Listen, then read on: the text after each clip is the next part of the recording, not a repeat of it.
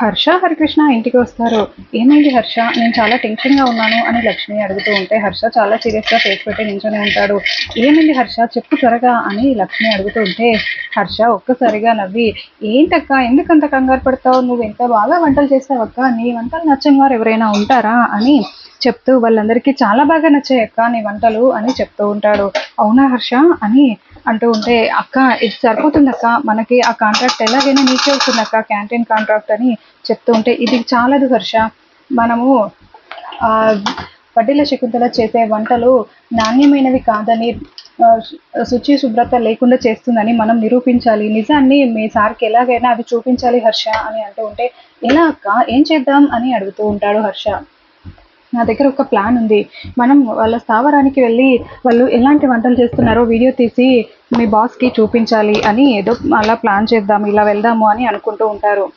అలా నడుచుకుంటూ ముగ్గురు కలిసి శకుంతల వల్ల ఇంటి దగ్గరికి వెళ్తారు, అంటే వంటలు చేసే దగ్గరికి వెళ్తారు. అక్కడ చూసేసరికి ఇంకా వాళ్ళందరూ మాట్లాడుకుంటూ ఉంటారు. ఏంట్రా వంటవాడు రాలేదా అని శకుంతల అడుగుతూ ఉంటే, లేదక్క వాడికి ఫోన్ చేస్తున్నాను, దారిలో ఉన్నారంట, వస్తున్నారు అని చెప్తూ ఉంటారు. ఇంకా అదంతా అక్కడ గమనించిన లక్ష్మి, హర్ష ఇద్దరు, అక్క చూసావక్క ఇంత ఎలా ఉందో, అన్ని కుళ్ళిపోయిన కూరగాయలతో వంట చేద్దామని చూస్తుంది, ఆ వంట వాళ్ళని రాకుండా చేసి మనము లోపలికి వెళ్ళేలా వీలైతే బాగుండక్క అని చెప్తూ ఉంటాడు హర్ష. సరే హర్ష, ఇక్కడ నుంచి ముందు వెళ్దాం పదండి, మనం ఏదో ఒకటి ప్లాన్ చేద్దాం అని ఇక్కడ నుంచి వెళ్తూ ఉంటారు. మనం ఆ వంటలు చేయడానికి వచ్చే వాళ్ళు ఎవరో ముందు కనిపెట్టాలి అనుకుంటూ వెళ్తూ ఉంటారు. అలా ఒక దగ్గరికి వెళ్ళేసరికి ఒక ఇద్దరు వ్యక్తులు చేతిలో పెద్ద పెద్ద గడ్డలు పట్టుకొని రోడ్డు మీద నడుస్తూ వస్తూ ఉంటారు. అక్క అక్క అలా చూడక్క అని హర్ష చూపిస్తూ ఉంటే, ఎవరు వాళ్ళు అని లక్ష్మి అడుగుతూ ఉంటుంది. నాకు తెలిసి వీళ్ళేనేమో అక్క వంటలు చేయడానికి వచ్చేది అని హర్ష చెప్తూ ఉంటాడు.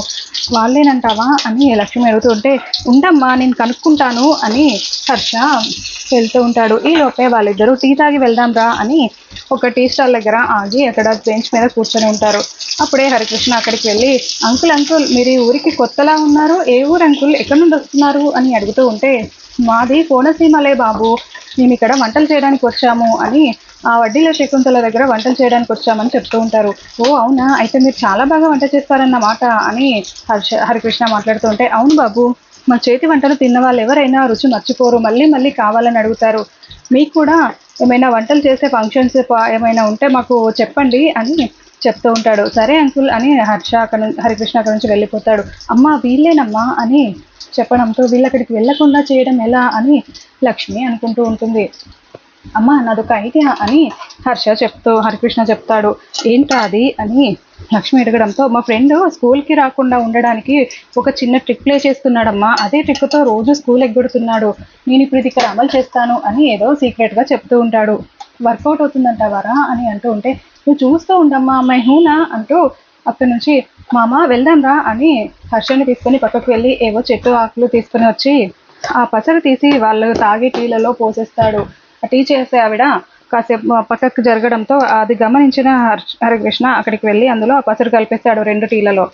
ఆవిడ గమనించుకోకుండా, ఎంతసేపు అమ్మా టీ అని అడుగుతూ ఉంటే, ఆ టీ గ్లాసెస్ తీసుకొని వెళ్ళి వాళ్ళకి ఇస్తుంది. వాళ్ళు ఆ టీ తాగగానే మోషన్స్ అవుతూ చాలా ఇబ్బంది పడుతూ ఉంటారు. ఒరే ఉదయాన్నే వెళ్ళొచ్చాను రా, ఎందుకురా ఇంత గడబిడగా ఉంది కడుపులో అని అతను అనుకుంటూ ఇద్దరు అలా మాట్లాడుకుంటూ ఉంటారు. ఇంకా అలా వాళ్ళు, అమ్మ ఇక్కడ వాష్రూమ్స్ ఎక్కడ ఉన్నాయి అని అడగడంతో, అటువైపుగా వెళ్ళండి అని చెప్పడంతో ఇంకా అలా అక్కడ నుంచి వెళ్తూ ఉంటారు. అక్కడ వాష్రూమ్కి లోపలికి బయటికి తిరుగుతూ చాలా ఇబ్బంది పడుతూ ఉంటారు. అరే ఇలా జరిగింది ఏంట్రా అని అనుకుంటూ చాలా ఇబ్బంది పడుతూ ఉంటారు. అప్పటికే వడ్డీల శకుంతల మనుషులు చాలాసార్లు కాల్ చేస్తూ ఉంటారు. మేము ఇంత ఇబ్బంది పడుతూ ఉంటే వీళ్ళొకరు ఎన్నిసార్లు ఫోన్ చేస్తున్నారో అని చిరాకు పడుతూ ఉంటారు. ఇంకా తర్వాత అక్కడ ఒక రోడ్డు దగ్గర ఉన్న గట్టు మీద కూర్చొని ఉంటారు. అంకుల్ అంకుల్, కోనసీమ అంకుల్ మీరేంటి ఇలా ఉన్నారు, ఏం జరిగింది అని హరికృష్ణ అక్కడికి వచ్చి అడుగుతూ ఉంటాడు. ఇంకా లక్ష్మి హర్ష కూడా అక్కడే ఉంటారు. ఏమైందన్నా, ఎందుకు ఇలా ఇంత డీలా పడిపోయారు అని హర్ష కూడా అడుగుతూ ఉంటే, మాకు ఇలా జరిగింది బాబు, ఇప్పుడు మేము ఆ వంటలు చేయడానికి వెళ్ళలేకపోతున్నాం, వాళ్ళేమో ఫోన్ల మీద ఫోన్లు చేసేస్తున్నారు అని చెప్పడంతో, అవునా అన్న నాదొక ఉపాయం ఉంది చెప్పనా అని అంటూ ఉంటే, ఏంటి బాబు ఆ ఉపాయం అని వాళ్ళు అడుగుతారు. మీ బదులుగా వేరే వాళ్ళని అక్కడ వంట చేయడానికి పంపించండి అన్నా అని అనడంతో, ఇప్పటికిప్పుడు ఎవరు దొరుకుతారు బాబు అని అతను అంటూ ఉంటాడు. మీరు ఓకే అంటే నాకు తెలిసిన ఆవిడ ఉంది, చాలా బాగా వంట చేస్తుంది అని చెప్పడంతో, అవునా ఎవరు వాళ్ళు అని వాళ్ళు అడగడంతో, అక్క రా అక్క అని, ఈవిడే మా అక్క చాలా బాగా వంట చేస్తుందన్నా, మీరు ఒక్కసారి నా ఛాన్స్ ఇవ్వండి అన్నా అని చెప్పడంతో, అలాగే అని రౌడీలకి ఫోన్ చేసి నేను ఇద్దరిని పంపిస్తున్నాను, వాళ్ళు అక్కడికి వచ్చి వంట చేస్తారు అని చెప్తూ ఉంటాడు. ఆ తర్వాత లక్ష్మి, హర్ష, హరికృష్ణ ముగ్గురు వేషాలు మార్చుకొని వంటలు చేసే స్థావరం దగ్గరికి వెళ్తారు. రౌడీలు లక్ష్మి వాళ్ళని చూసి, రే ఎవర్రా మీరు అని అడుగుతూ ఉంటారు. మరోవైపు విహారీ ఆఫీస్కి వెళ్ళి ఉంటాడు. విహారీ ఆఫీస్లో సిరిపాప మాట్లాడిన మాటలు తలుచుకుంటూ, ఏంజెల్ ఆంటీ చేసిన వంటలు చాలా రుచిగా ఉంటాయి నాన్న, ఏంజెల్ ఆంటీ బాగా చేస్తుంది వంట అని చెప్పడంతో, చిన్న పిల్లకే అంత నచ్చాయంటే తను ఎంత బాగా చేస్తుందో అర్థమవుతుంది, నేను కూడా రుచి చూశాను కదా, చాలా బాగుంది, నా కంపెనీలో చేసే వర్కర్స్కి నాణ్యమైన రుచి గల వంటలు అందించాలి, వాళ్ళు ఇంకా సంతోషంగా పని చేయాలి నా కోసం అని విహారీ అనుకుంటూ, ఎలాగైనా సరే హర్ష వాళ్ళ అక్కకి ఈ కాంట్రాక్ట్ ఇచ్చేద్దామని ఈరోజు ఆ శకుంతల లెక్క తేల్చేయాలి అని అనుకుంటూ ఉంటాడు. అలా ఇంకా హర్ష ఆఫీస్కి రాలేదేంటి అని కాల్ చేస్తూ ఉంటే, ఒక్క నిమిషం అక్క అని పక్కకు వెళ్ళి హర్ష మాట్లాడుతూ ఉంటాడు. ఇంకా అలా విహారీ, హర్ష ఎక్కడున్నావు, శకుంతల ఫైల్ తీసుకొని నా ఆఫీస్కి రా అని చెప్పడంతో, వస్తున్నాను సార్, దారిలోనే ఉన్నాను అని హర్ష ఫోన్ కట్ చేస్తాడు. బిహారీ సార్ ఎలాగైనా ఆ శకుంతలకే కాంట్రాక్ట్ ఇవ్వాలని ఫిక్స్ అయినట్టున్నారు, ఇది తప్పని ఆ సార్కి అర్థమయ్యేలా చెప్పాలి అని అనుకుంటూ హర్ష మళ్ళీ లక్ష్మి దగ్గరికి వచ్చి మాట్లాడుతూ ఉంటాడు. ఇంకా అలా విహారీ ఆఫీస్లో నడుస్తూ ఉంటే ఒక రింగ్ దొరుకుతుంది. ఈ రింగ్ లక్ష్మికి నేను ఇచ్చింది కదా, ఇది అదేనా, అసలు ఆ రింగ్ ఇక్కడికి ఎలా వచ్చింది అని ఆలోచిస్తూ లక్ష్మితో గడిపిన ఆ రింగ్ ఇచ్చినప్పుడు జరిగిన సంఘటన గుర్తు చేసుకుంటూ ఉంటాడు. ఆ తర్వాత ఆ రింగ్ పట్టుకొని ఒక జ్యువెలరీ షాప్కి వెళ్ళి, ఈ రింగ్ ఎక్కడ కొన్నారో, ఎవరి పేరు మీద కొన్నారో కాస్త తెలుస్తుందా అని అడగడంతో అతను కనుక్కొని, హైదరాబాద్లో విహారీ గారి పేరు మీద కొన్నారు సార్ అని చెప్తూ ఉంటారు.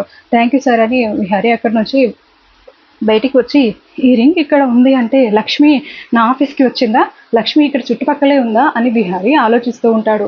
మరోవైపు లక్ష్మి వాళ్ళని ఆ రౌడీలు లోపలికి వెళ్లకుండా అడ్డుకుంటూ ఉంటారు. మేమెవరమో తెలుసా, మమ్మల్ని ఆ కోనసీమ వంటల వాళ్ళు పంపించారు, వాళ్ళు రావడానికి వీలవ్వట్లేదని మమ్మల్ని పంపించారు అని లక్ష్మి, హర్ష ఇద్దరు వంటల స్థావరం దగ్గరికి లోపలికి వెళ్తూ ఉంటారు.